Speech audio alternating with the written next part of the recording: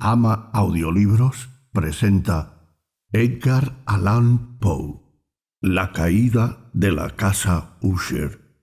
Narración Arthur Mas. Introducción. Edgar Allan Poe nació el 19 de enero de 1809 en Boston.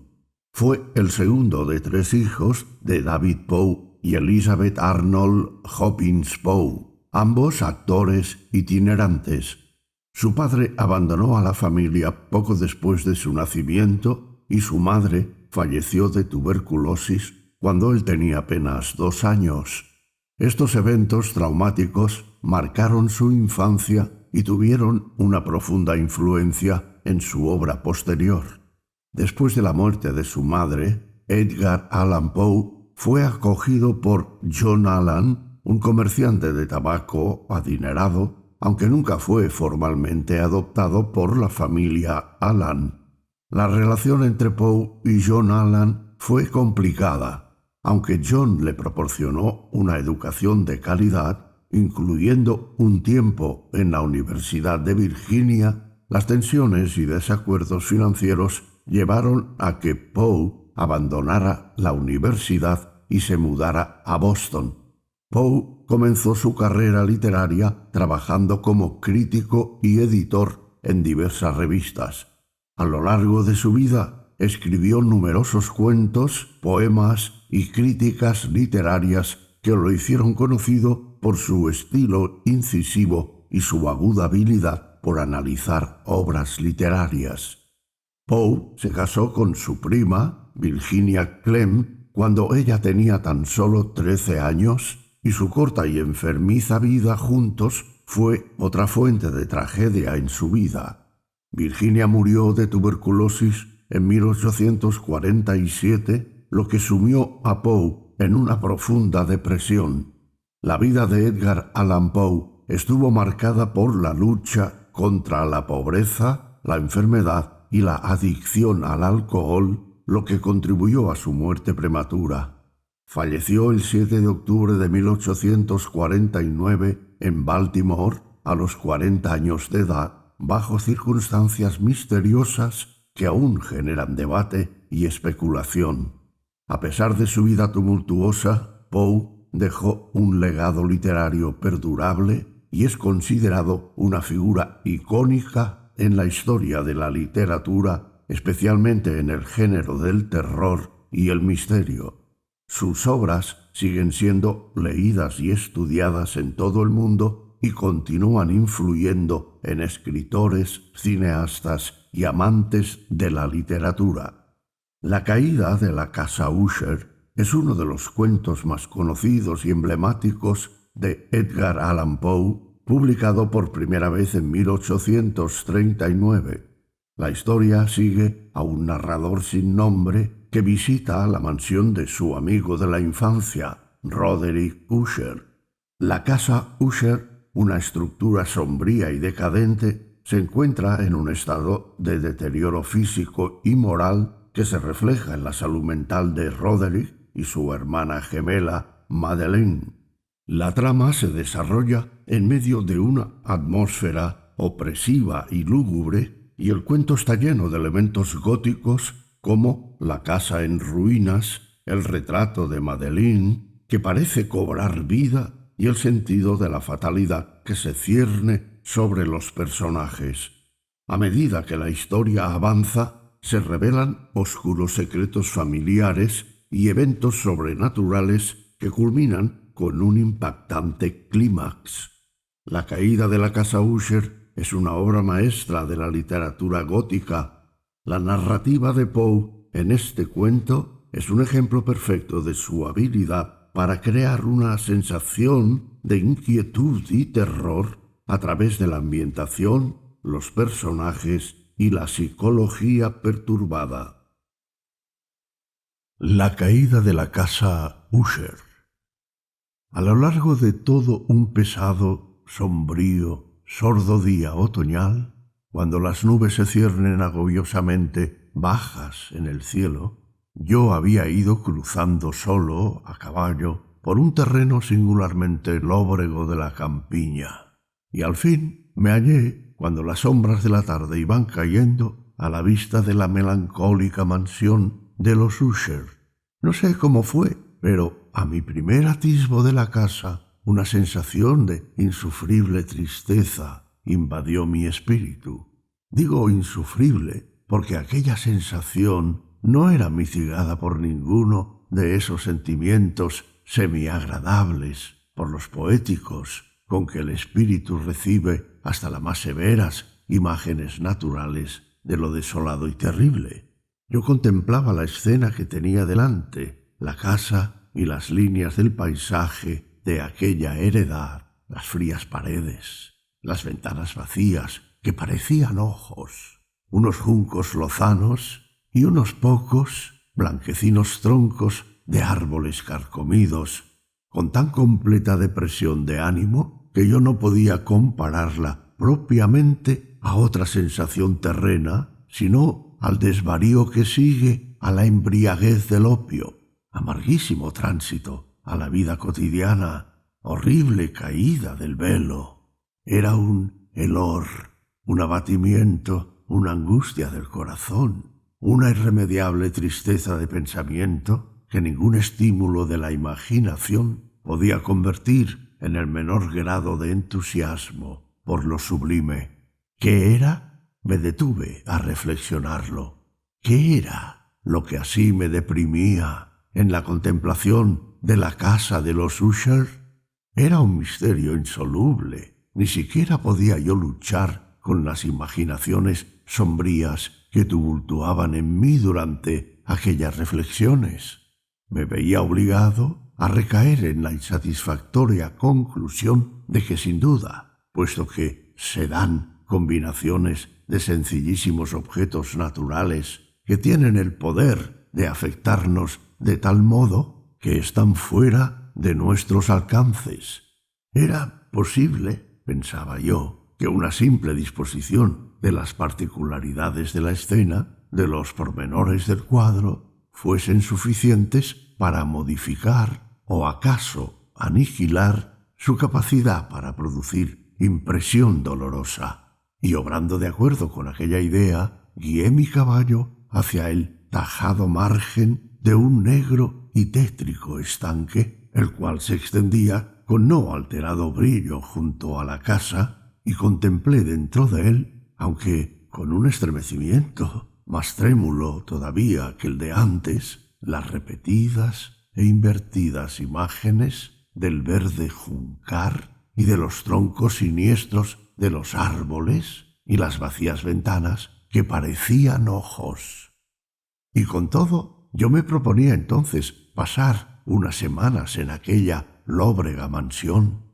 Su propietario, Rodrigo Usher, había sido uno de los alegres camaradas de mi adolescencia, pero habían pasado muchos años desde la última vez que nos vimos. Sin embargo, había recibido últimamente, en una distante región de aquel país, una carta suya, la cual, con su carácter de apremiante insistencia, no admitía sino una respuesta mía en persona. Aquel manuscrito manifestaba claramente grande agitación nerviosa. El que lo escribía hablaba de una enfermedad corporal aguda, de un trastorno mental que lo oprimía y un vehemente deseo de verme, como a su mejor y en realidad único amigo de veras, para ver si con el gozo de mi compañía hallaba algún alivio a su enfermedad. La manera como todo aquello y mucho más estaba dicho, y el modo como se me hacía aquella súplica con todo el corazón, no me daban espacio para vacilar, y en consecuencia inmediatamente obedecía lo que, sin embargo, seguía pareciéndome singularísimo requerimiento. Aunque de muchachos habíamos sido íntimos camaradas, yo conocía en realidad muy poco a mi amigo. Su reserva para conmigo había sido siempre excesiva y habitual. Con todo, yo estaba enterado de que su antiquísima familia había sido notable, desde tiempo inmemorial, por una peculiar sensibilidad de temperamento que se había desplegado durante largos siglos en muchas obras de arte superior y manifestado últimamente en obras de caridad munífica, aunque nada ostentosa, así como en apasionada devoción para las intrincadas, tal vez más que para las normales y reconocibles bellezas de la ciencia musical. Y también había sabido, cosa muy digna de notar, que el tronco de la raza de los Usher, con ser de gran antigua reputación, en ningún período habían producido ramas duraderas. Dicho de otro modo, que toda su descendencia era por línea directa y siempre, con muy insignificantes y temporarias variaciones, se había perpetuado de aquel modo. Aquella deficiencia, pensaba yo, mientras daba vueltas en mi pensamiento a la perfecta correspondencia del carácter de aquellas posesiones con el atribuido a las personas y mientras reflexionaba acerca de la posible influencia que el de las unas en el largo transcurso de los siglos podía haber ejercido en las otras. Aquella deficiencia, tal vez de sucesión colateral y la consiguiente indesviada transmisión de señor a hijo del patrimonio junto con el nombre, era lo que a la larga los había identificado hasta el punto de fundir el título original de la posesión con el rancio y ambiguo nombre de Casa de Usher, nombre que parecía incluir en la intención de los lugareños que lo usaban a un mismo tiempo la familia y la mansión familiar. He dicho que el solo efecto de mi algo pueril experimento, el de mirar dentro del estanque, había sido el de reforzar más todavía mi primera y singular impresión. No podía caber duda en que la conciencia del rápido incremento de mi superstición, porque no habría de llamarla así, servía principalmente para intensificarla más. Tal es, me he convencido hace mucho tiempo de ello, la paradójica ley de todos los sentimientos que tienen por base el terror. Y podía haber sido por esta razón únicamente por lo que, cuando volví a levantar mis ojos hacia la casa misma, dejando de mirar su imagen en el estanque, se originó en mi espíritu una extraña fantasía, una imaginación tan ridícula, en efecto, que sólo hago mención de ella para mostrar la vivida fuerza de las sensaciones que me oprimían. Había yo excitado mi imaginación como si realmente creyera que por toda la casa y toda aquella heredad se cernía una atmósfera peculiar de ellas y de cuanto las rodeaba, una atmósfera que no tenía ninguna afinidad con el aire del cielo, sino que se había exhalado de los desmedrados árboles y del verde valle y del silencioso estanque, un vapor pernicioso y misterioso, pesado, inactivo, apenas discernible y de color plomizo. Sacudiendo de mi espíritu lo que debía haber sido un sueño, escudriñé más estrictamente el aspecto del edificio. Su principal carácter parecía ser el de extraordinaria antigüedad, y el descoloramiento causado por los siglos había sido muy considerable. Abundancia de diminutos hongos se esparcían por todo el exterior de la casa y colgaban en delicado enmarañado tejido de los aleros. Y sin embargo, esto no tenía nada que ver con un deterioro extraordinario de la casa. No había caído ningún trozo de mampostería, aunque parecía existir un extraño desacuerdo entre el perfecto ajuste de las partes, lo desmoronado de cada una de las piedras.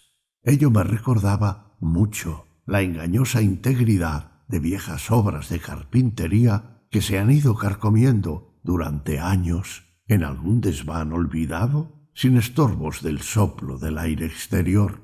Aparte de aquel indicio de general ruina, el edificio, con todo, no ofrecía la menor señal de inestabilidad. Tal vez la vista de un observador minucioso hubiera podido descubrir una grieta apenas perceptible que, extendiéndose desde el techo de la fachada del edificio, bajaba por la pared zigzagueando hasta que se perdía dentro de las tétricas aguas del estanque. Mientras iba notando aquellas cosas, cabalgaba yo por una corta calzada que conducía a la casa.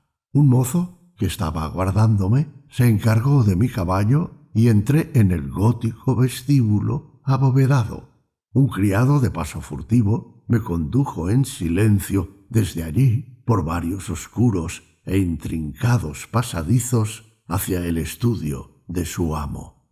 Mucho de lo que encontré por el camino contribuyó, no sé de qué modo, a intensificar más todavía los vagos sentimientos de que he hablado ya.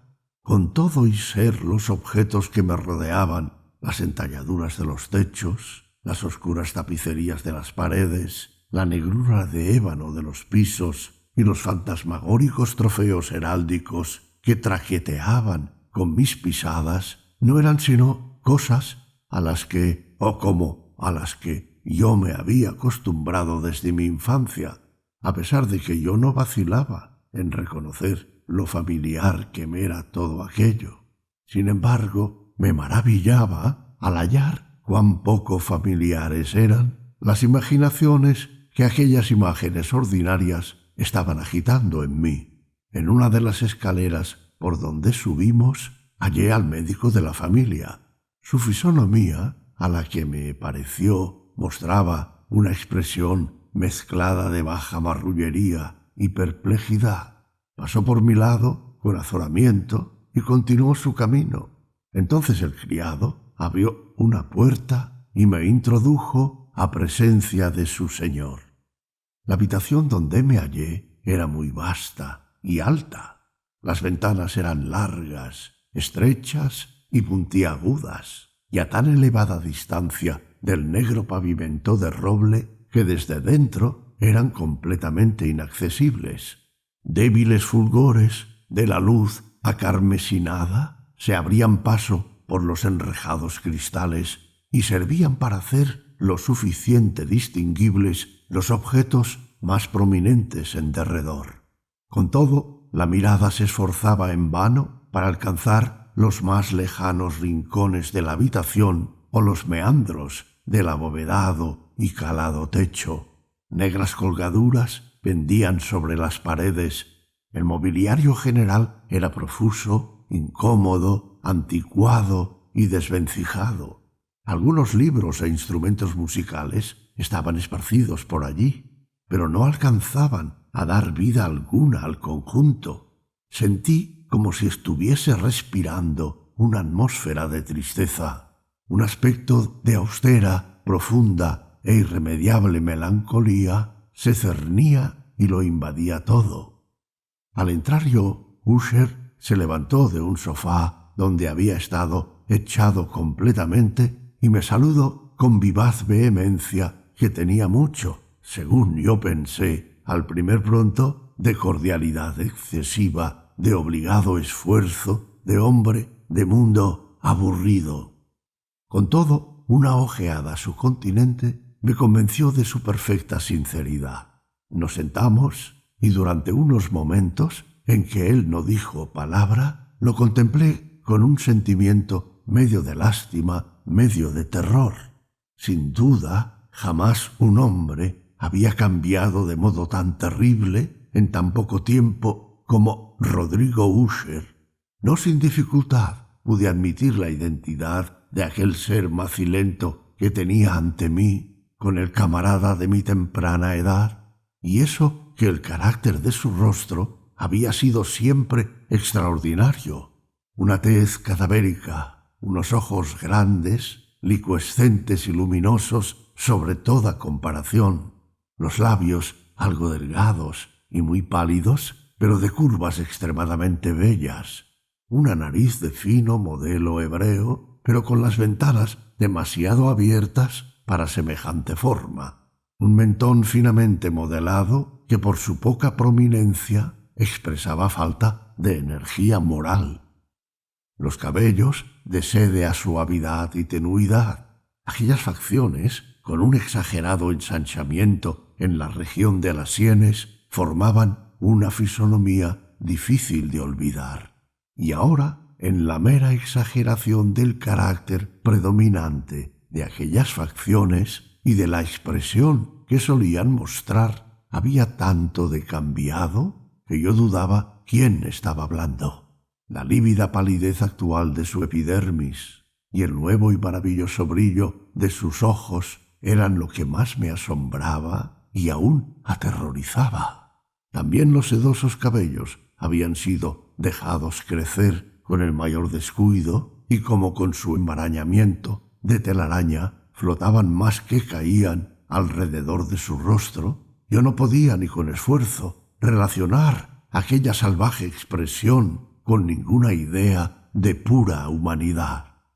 En los gestos de mi amigo me llamó la atención enseguida cierta incoherencia, cierta inconsistencia, y pronto vi que ello procedía de una serie de esfuerzos débiles y vanos para dominar una trepidación habitual, una excesiva agitación nerviosa. Para algo de aquella naturaleza ya había sido yo preparado, en efecto, no menos por su carta que por los recuerdos de ciertos rasgos de su niñez y por conclusiones deducidas de su peculiar conformación física y temperamento. Sus gestos eran alternativamente vivaces y flojos. Su voz variaba rápidamente de una trémula indecisión, cuando los espíritus vitales parecían del todo ausentes, a esa especie de enérgica concisión, a esa brusca, grave, pausada y ahuecada pronunciación, a esa aplomada, equilibrada y perfectamente modulada pronunciación que se puede observar en los borrachos perdidos o en los incorregibles tomadores de opio durante los períodos de su más intensa excitación. Así fue como me habló del objeto de mi visita, de su vivo deseo de verme y del consuelo que esperaba recibir de mí. Se extendió bastante en lo que él imaginaba ser la naturaleza de su enfermedad. Era, decía, una dolencia constitucional y familiar y para la cual desesperaba de hallar remedio. Pura enfermedad nerviosa, añadió inmediatamente, que sin duda se mejoraría pronto. Se manifestaba en una porción de sensaciones nada naturales. Algunas de ellas, según él, las refería minuciosamente. Me interesaron y asombraron, aunque los términos y el modo general de su narración contribuía a ello. Padecía mucho de una morbosa acuidad de los sentidos. Solamente podía soportar los alimentos más insípidos. Solo podía llevar ropas de ciertos tejidos. Las fragancias de todas las flores lo sofocaban. Sus ojos eran torturados hasta por la luz más débil, y solamente había algunos sonidos peculiares, y estos de instrumentos de cuerda que no le infundiesen horror. Me pareció verlo completamente esclavizado por una especie anómala de terror. «Me moriré», dijo, «he de morirme de esta deplorable locura. Así, y no de otra manera pereceré. Temo los acontecimientos futuros no por sí mismos, sino por sus resultados. Me estremezco al pensar en los efectos que cualquier incidente, aun el más trivial, puede causar en esta intolerable agitación de mi alma. En efecto, no me causa horror el peligro, sino por su puro efecto, el terror. En esta desalentada y lamentable condición, siento que más tarde o más temprano vendrá el momento en que tendré que abandonar la vida y la razón a un mismo tiempo, en lucha con el horroroso fantasma miedo. Noté además, y por indicaciones fragmentarias y equívocas, otro singular carácter de su estado mental. Estaba obsesionado por ciertas impresiones supersticiosas relativas a la casa que habitaba y de la cual hacía muchos años que no se había atrevido a salir, referentes a una influencia cuyo supuesto poder me comunicaba en términos demasiado sombríos para que yo los repita aquí, una influencia que ciertas particularidades de la pura forma y materia de su mansión familiar habían, a fuerza de largo padecimiento, decía él, ejercido sobre su espíritu un efecto que lo físico de las grises paredes y torres y del sombrío estanque en que totalmente se reflejaba había a la larga producido sobre lo moral de su existencia. Sin embargo, admitía, aunque con cierta vacilación, que mucho de la peculiar tristeza que de aquel modo lo afligía podía atribuirse a un origen más natural y mucho más claro, a la grave y larga enfermedad y aún a la segura muerte próxima de una hermana a quien amaba tiernamente, su sola compañera durante largos años, su último y único pariente sobre la tierra. La muerte de ella, decía, con una amargura que jamás podré olvidar, lo dejaría a él tan desesperanzado y tan débil, por único de la antigua raza de los Usher. Mientras él hablaba, Lady Madelina, que así se llamaba, pasaba pausadamente por un largo apartado de aquella habitación y sin haber advertido mi presencia desapareció. Yo la miré con profundo asombro, no sin mezcla de temor, y con todo me fue imposible explicarme tales sentimientos. Una sensación de estupor me oprimía mientras mis ojos seguían sus pasos que se retiraban.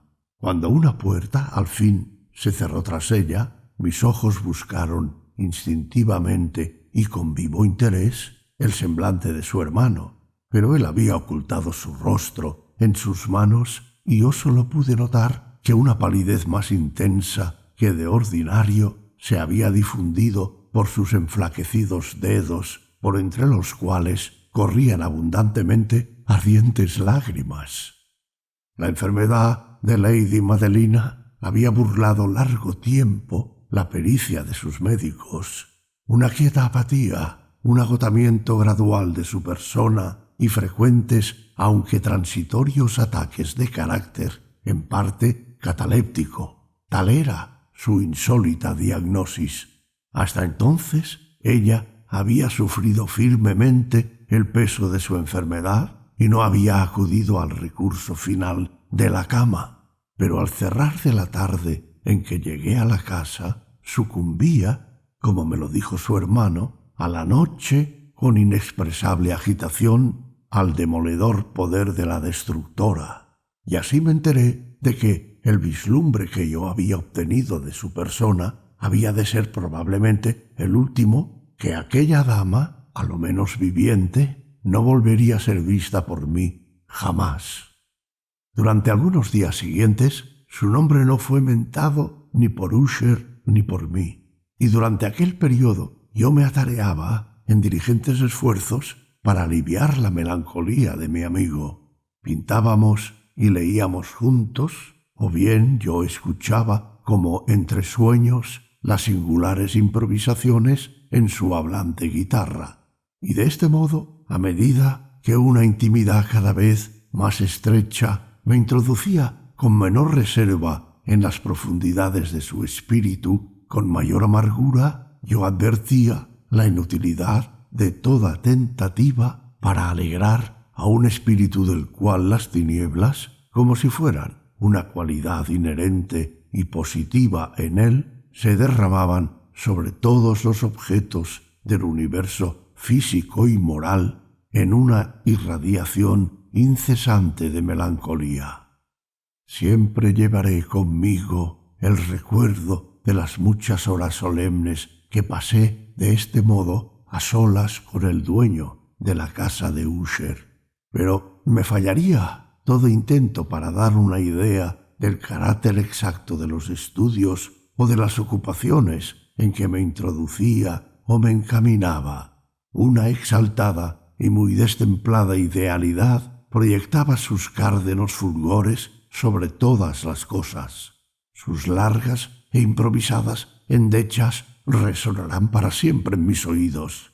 Entre otras cosas, conservo dolorosamente en mi espíritu cierta singular tergiversación y amplificación de la singular melodía del último vals de von Weber, de los cuadros que acariciaba su artificiosa fantasía y que alcanzaban, pincelada a pincelada, una vaguedad entre la cual yo me estremecía del modo más espeluznante, pues me sobrecogía, sin saber por qué, de aquellos cuadros tan vividos que sus imágenes están ahora delante de mí. Yo me esforzaría inútilmente en sacar más de una pequeña porción que cupiese en los estrechos límites de las palabras escritas. Por su absoluta sencillez, por la limpidez de sus perfiles, me retenían y me intimidaban la atención. Si jamás un mortal pudo pintar una idea, ese mortal fue Rodrigo Usher. Para mí, a lo menos, en las circunstancias que me rodeaban, brotaba de las puras abstracciones que aquel hipocondríaco se ingeniaba para trasladar al lienzo una intensidad de intolerable terror del cual no había sentido yo ni una sombra, ni aun en la contemplación de las tan resplandecientes y con todo demasiado concretas ensoñaciones de Fuseli. Una de las fantasmagóricas concepciones de mi amigo, que no participaba tan rígidamente del espíritu de abstracción, podría ser reflejada, aunque débilmente, en palabras.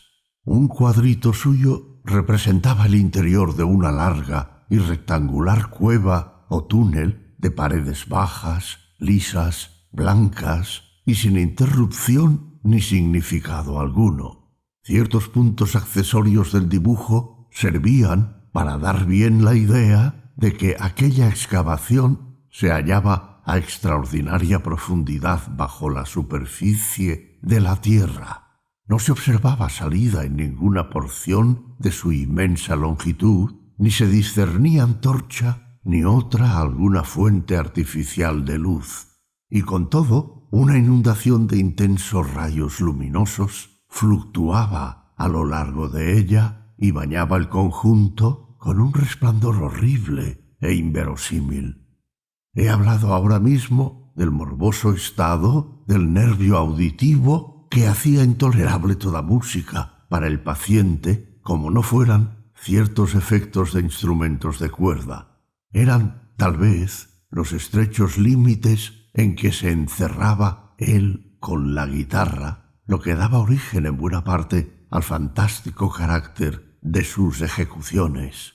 Pero la férvida facilidad de sus impromptus no podría explicarse por ello.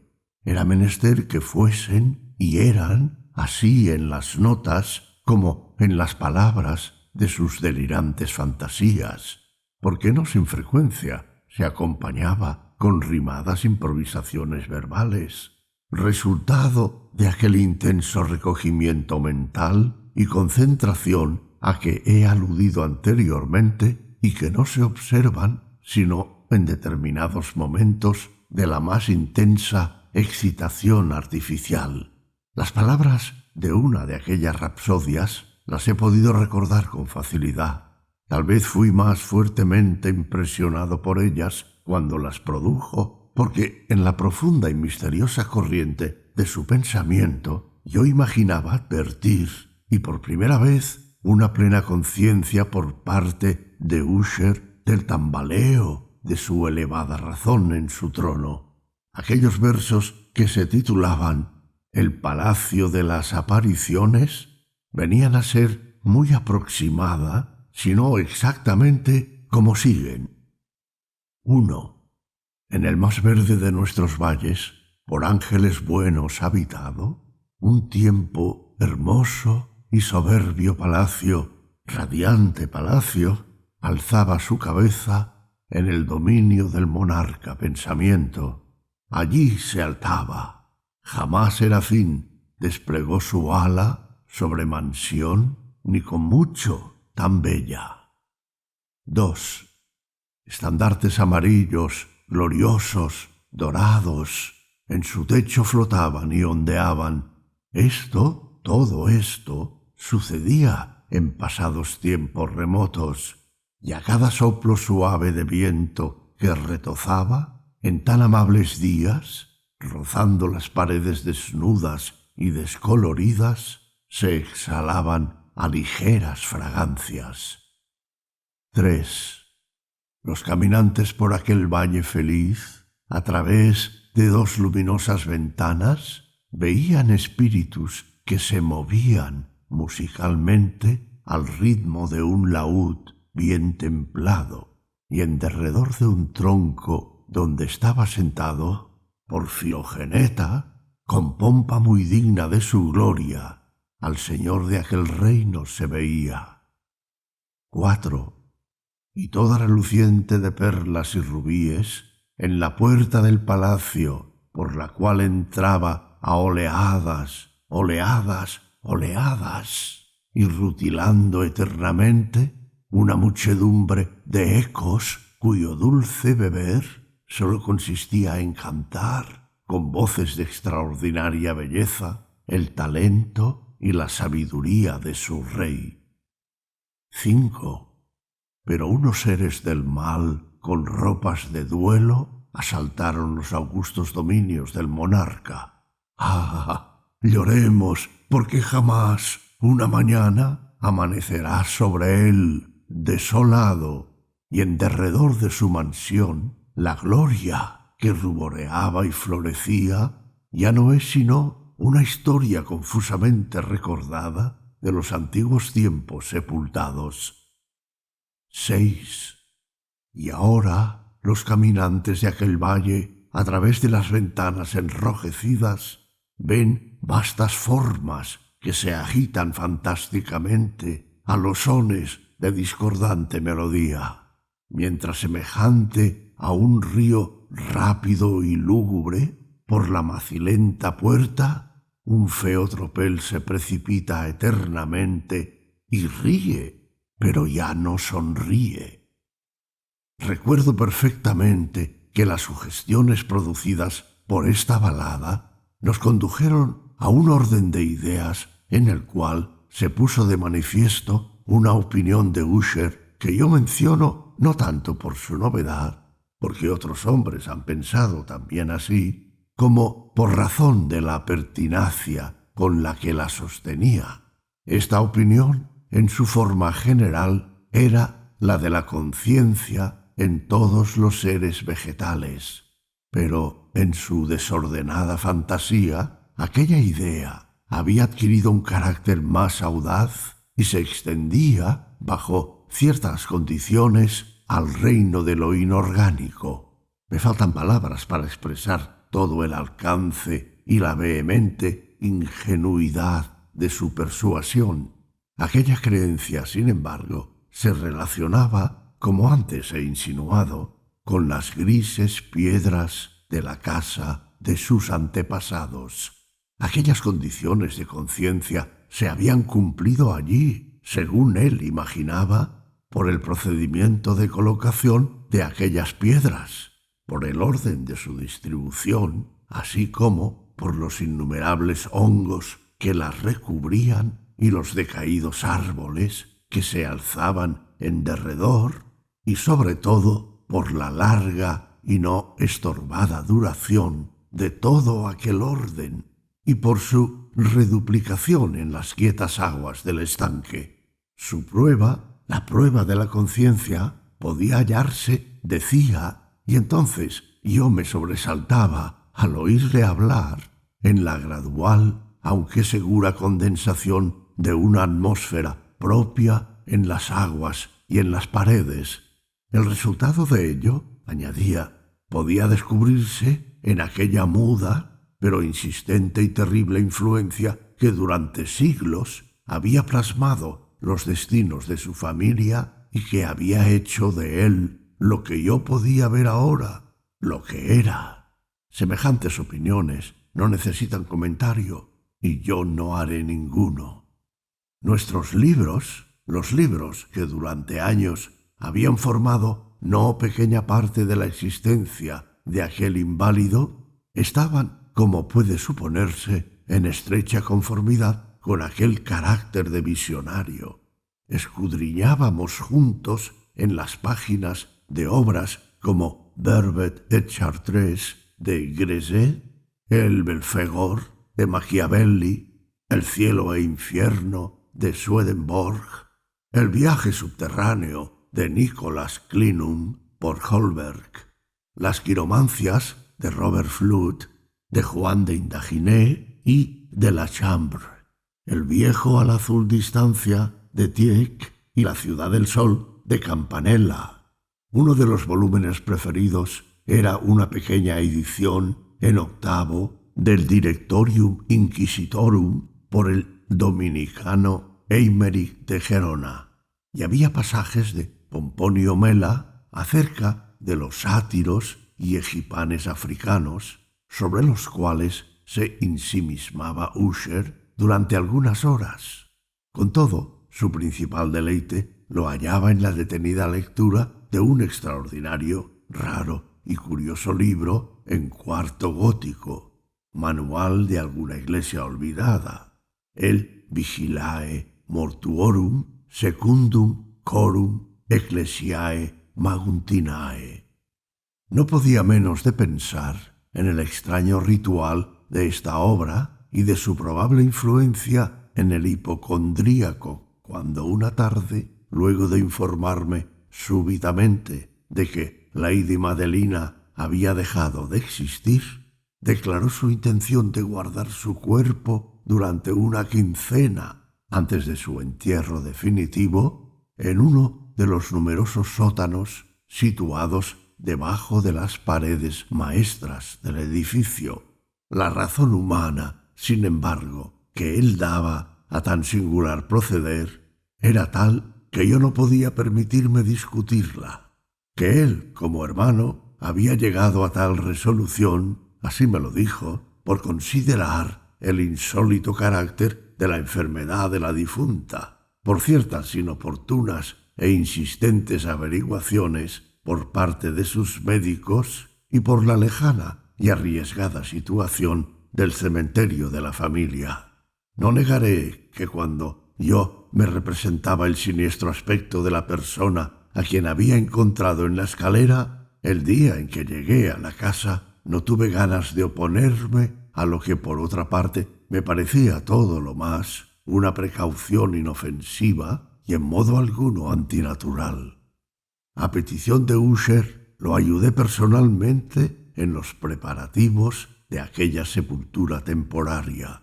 Luego de poner el cuerpo en el ataúd, los dos solos la llevamos a su lugar de reposo, el sótano donde la colocamos y que había estado tanto tiempo sin abrirse que nuestras antorchas, medio apagadas en su asfixiante atmósfera, no nos daban mucha ocasión para examinar sus pormenores. Era reducido, húmedo y desprovisto por completo de medio para la entrada de la luz. Estaba situado a grande profundidad inmediatamente debajo de aquella parte del edificio donde se hallaba la habitación en que yo dormía. Había servido, según parecía, en remotos tiempos feudales para el peor objeto, el de mazmorra, y en tiempos más próximos como polvorín, o para guardar otras materias muy combustibles, porque una parte de su suelo y todo el interior de un largo corredor abovedado por donde llegamos a él habían sido cuidadosamente forrados de cobre.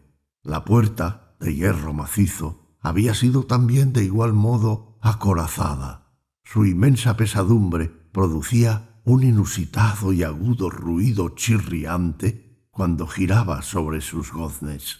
Luego de haber depositado nuestra fúnebre carga sobre unos caballetes dentro de aquella región de horrores, apartamos un poco la tapa no clavada todavía del ataúd y miramos el rostro de la que lo ocupaba. Lo primero que llamó mi atención fue un asombroso parecido entre hermano y hermana, y Usher, adivinando tal vez mis pensamientos, murmuró unas pocas palabras por las cuales me enteré de que la difunta y él habían sido gemelos y que misteriosas afinidades de naturaleza muy poco inteligible habían existido siempre entre los dos. Con todo, nuestras miradas no se posaron mucho espacio en la muerta porque no podíamos mirarla sin terror. La enfermedad que así había sepultado a la señora en lo mejor de su juventud había dejado, como suele ocurrir en todas las enfermedades de carácter estrictamente cataléptico, el remedo de un leve rubor en la garganta y en el rostro, y en sus labios aquella sonrisa sospechosamente prolongada que parece tan terrible en la muerte. Volvimos a colocar y atornillamos la tapa, y luego de haber afianzado la puerta de hierro, nos fuimos trabajosamente a las habitaciones apenas menos tétricas de la parte superior de la casa. Y entonces, pasados algunos días de amarga pena, se efectuó un visible cambio en el desorden mental de mi amigo. Su modo de ser habitual se había desvanecido. Sus habituales ocupaciones fueron descuidadas, olvidadas. Vagaba de habitación en habitación, con pasos precipitados, desiguales, sin objeto. La palidez de su semblante había adquirido, si aquello era posible, un matiz más lívido, pero la luminosidad de sus ojos había desaparecido por completo. La ronquera que de vez en cuando velaba su voz ya no se oyó más, y un trémulo garganteo, como de extremado terror, caracterizaba habitualmente su pronunciación. Había veces, en efecto, en que yo pensaba que su espíritu agitado sin cesar estaba trabajado por algún abrumador secreto y que luchaba por el necesario valor para divulgarlo. A veces yo me veía obligado de nuevo a explicarme todo aquello, nada más que por los inexplicables desvaríos de la locura, porque lo veía mirando en el vacío durante largas horas, en actitud de atención profunda, como si estuviera escuchando algún imaginario sonido. No era de extrañar que su estado me aterrorizase, me contagiase. Yo sentía apoderarse de mí, por lentos pero seguros grados, las alocadas influencias de sus fantásticas pero impresionantes supersticiones. Especialmente al retirarme a dormir a altas horas de la noche, el séptimo u octavo día después de haber colocado a Lady Madelina en la mazmorra, fue cuando yo experimenté toda la fuerza de tales sentimientos. El sueño no se acercaba a mi lecho mientras las horas iban pasando. Yo luchaba por hacer entrar en razón la nerviosidad que me dominaba. Me esforzaba por creer que mucho de lo que yo sentía, si no todo, era debido a la influencia del tétrico mobiliario de la habitación, de las negras y deterioradas colgaduras que, atormentadas en su movimiento por el soplo de una tempestad que se acercaba, ondeaban desordenadamente hacia uno y otro lado de las paredes y rumoreaban angustiosamente alrededor de los ornamentos de la cama. Pero mis esfuerzos eran vanos. Un irreprimible terror invadía gradualmente todo mi ser y finalmente vino a posarse en mi corazón un incubo de espanto inexplicable. Sacudiéndolo de mí con un respiro y vigoroso esfuerzo, me incorporé en mis almohadas y, atisbando anhelosamente en la intensa tiniebla de la habitación, apliqué el oído. No sé por qué, como no fuese movido por algún instintivo impulso, a ciertos quedos, vagos sonidos que venían entre los silencios de la tormenta, yo no sabía de dónde. Subyugado por un intenso sentimiento de terror, inexplicable pero insufrible, me vestí a toda prisa, porque comprendía que ya no podría dormir más en toda la noche, y me esforcé por rehacerme del estado lamentable en que había caído, paseándome rápidamente arriba y abajo de la habitación. Había dado unas cuantas vueltas de esta manera cuando un leve paso en una escalera cercana retuvo mi atención. Pronto reconocí que era el de Usher. Un instante después llamó con suaves golpes a mi puerta y entró con una lámpara en la mano. Su semblante, como de ordinario, tenía una lividez cadavérica, pero, además, había una especie de loca hilaridad en sus ojos, una evidente histeria contenida en todo su porte. Su aspecto me sobrecogió, pero todo era preferible a la soledad que yo había padecido, y hasta saludé su presencia con un alivio. «¿Y usted no lo ha visto?», me dijo de pronto, luego de haber mirado unos momentos en derredor, muy abiertos los ojos, en silencio. «¿No lo ha visto usted? Espérese, pues, ya lo verá». Y diciendo esto, luego de arreglar cuidadosamente la pantalla de su lámpara, se precipitó hacia una de las ventanas y la abrió de par en par a la tormenta. La impetuosa furia de la racha que entró casi nos levantó en el aire. Era, en efecto, una noche terriblemente tempestuosa, pero bella y salvajemente singular por su terror y su belleza. Alguna tromba había concentrado, sin duda, su fuerza en nuestra vecindad, porque había frecuentes y violentas alternancias en la dirección del viento, y la extraordinaria densidad de las nubes, las cuales se cernían tan bajas que se agolpaban sobre las torres de la casa, no nos impedía percibir la viviente velocidad con que llegaban corriendo de todas partes, unas contra otras, en lugar de ir a perderse a lo lejos. Digo que ni su extraordinaria densidad nos privaba de percibir aquello, y con todo no teníamos el menor destello de luna ni estrellas, ni había allí el menor centelleo del rayo, pero las superficies inferiores de las enormes masas de agitado vapor, así como todos los objetos terrestres que estaban inmediatamente a nuestro alrededor, relucían a la luz contranatural de una débilmente luminosa y distintamente visible exhalación gaseosa que se cernía en derredor y envolvía toda la casa. «Usted no debe mirar, usted no mirará esto», dije yo, estremeciéndome a Usher, mientras lo llevaba con suave violencia de la ventana a un asiento. «Esas apariencias que lo enajenan no son más que puros fenómenos eléctricos bastante comunes, o tal vez tienen su horrible origen en los putti de los miasmas del estanque. Cerremos esa ventana. El aire es muy helado y peligroso para su salud. Ahí tiene usted una de sus novelas favoritas. Yo leeré y usted escuchará, y de ese modo pasaremos juntos la terrible noche».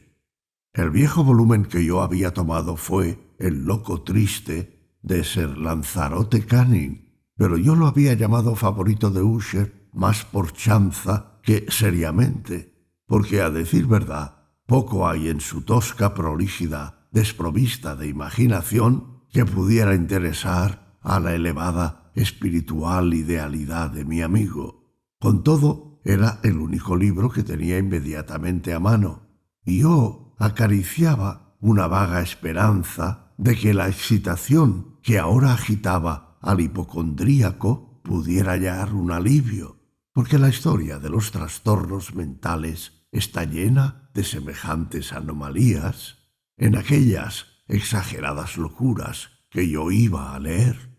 Si yo hubiera de juzgar, en efecto, por la vehemente y en exceso tensa vivacidad con que él escuchaba o parecía escuchar las palabras de la narración, hubiera podido congratularme del buen éxito de mi propósito. Había llegado al tan conocido pasaje de la novela donde Ethelred, el héroe del Trist, luego de haber intentado por las buenas ser admitido en la mansión del ermitaño, se resuelve a hacer buena una entrada por la fuerza. Entonces, como puede recordarse, las palabras de la narración son como sigue. Y Ethelred, que de su natural tenía valeroso corazón y que además ahora se sentía muy fuerte por la virtud del vino que había bebido, ya no se entretuvo más en palabras con el ermitaño, el cual era en realidad de índole tozuda y maliciosa, sino que, sintiendo la lluvia en sus espaldas y temiendo que estallase la tormenta, alzó su maza sin pensarlo más y a porrazos pronto abrió paso en el tablazón de la puerta para su manoplada mano, y entonces, tirando vigorosamente, lo rajó y destrozó y arrancó todo a pedazos, de modo que el ruido seco y retumbante de la madera repercutió temerosamente por todo el bosque.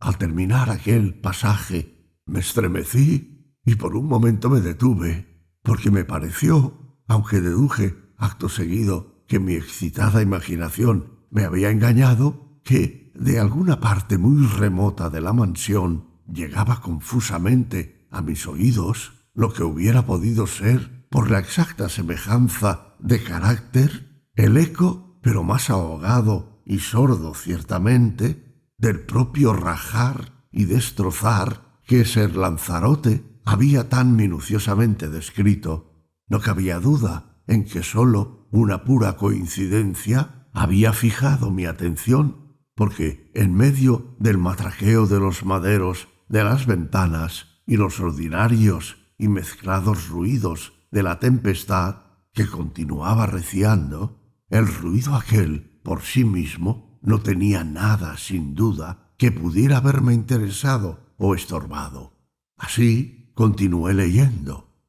Pero el buen paladín Edelred, al entrar ahora por la puerta, se quedó enconadamente furioso y asombrado al no hallar señales del maligno ermitaño, sino, en lugar de él, a un dragón de escamoso y prodigioso aspecto y de candente lengua que estaba postado de centinela ante un palacio de oro con pavimento de plata, y de la pared colgaba un escudo de lúcido bronce con esta leyenda escrita: el que aquí entre habrá sido vencedor, el que mate al dragón habrá ganado el escudo.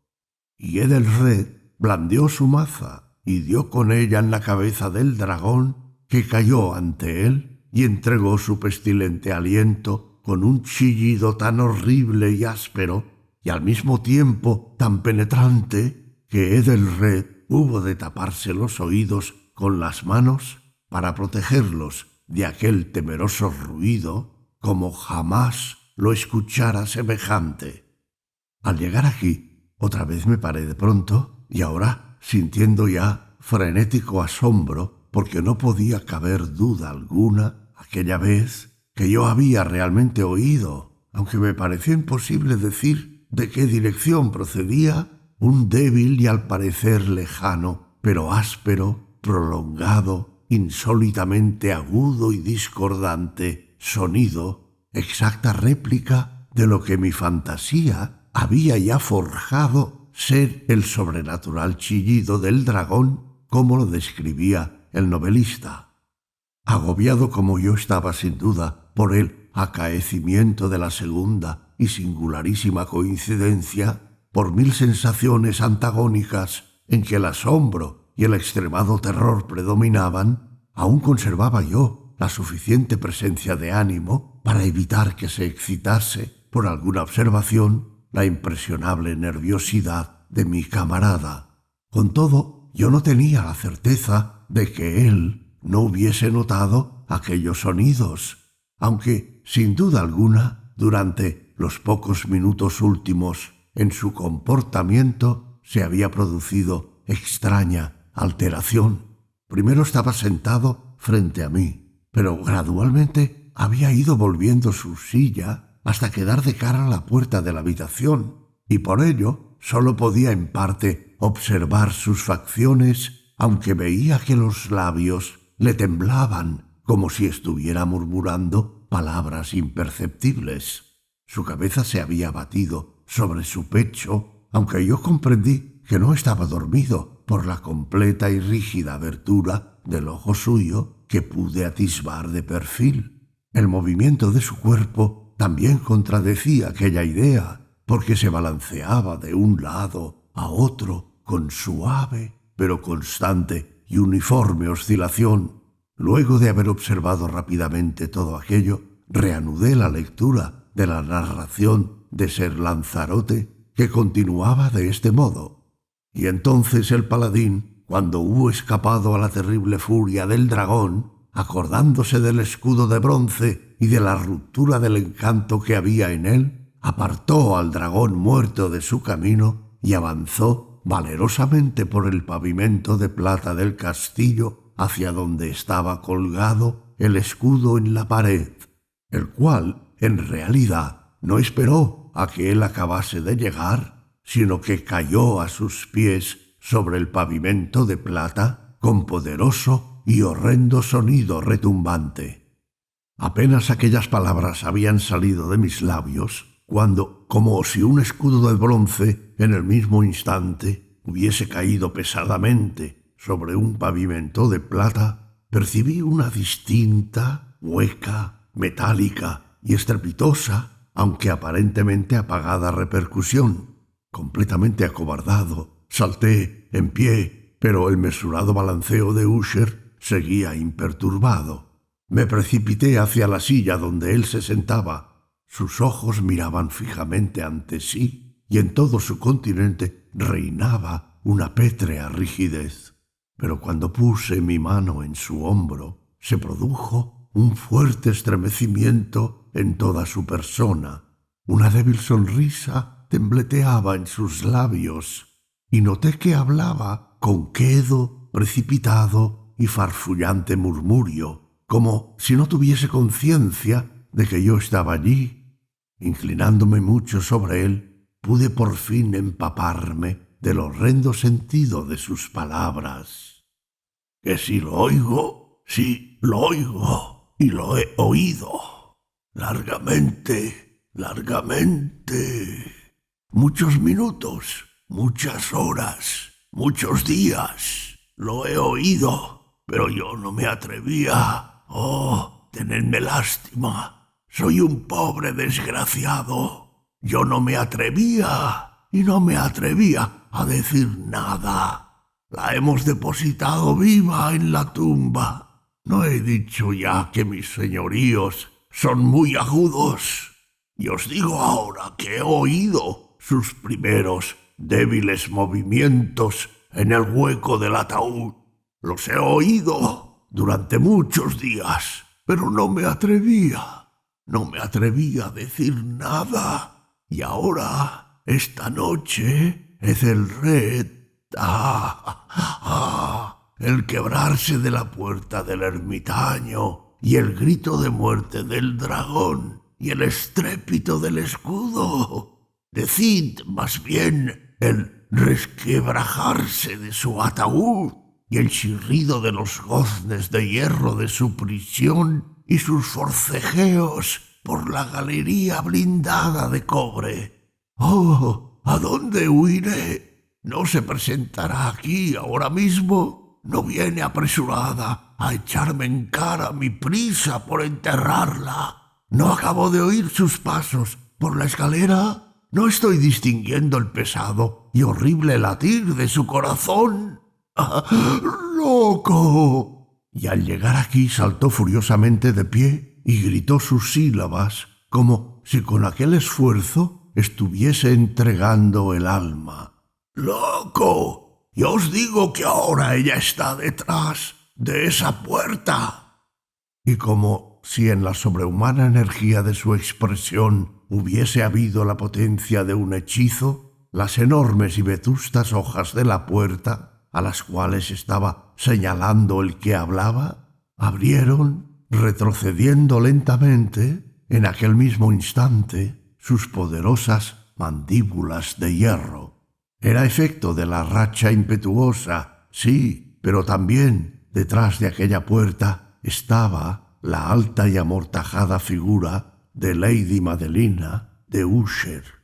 Había sangre en sus blancas ropas y la evidencia de alguna lucha cruel por toda su extenuada persona. Por un momento se quedó temblorosa y tambaleándose en el umbral. Después, con un abatido clamor quejumbroso, cayó pesadamente de cara sobre el cuerpo de su hermano y en sus violentas y ahora postreras ansias de muerte, lo arrastró a él al suelo, cadáver y víctima de los terrores que había previsto. De aquella habitación y de aquella casa escapé despavorido. La tempestad reinaba afuera, todavía con toda su furia, cuando me hallé cruzando la antigua calzada. De pronto resplandeció a lo largo del camino una extraña luz, y yo volví la cabeza para ver de dónde podía haber salido un fulgor tan insólito, porque detrás de mí solo estaban la casa y sus sombras.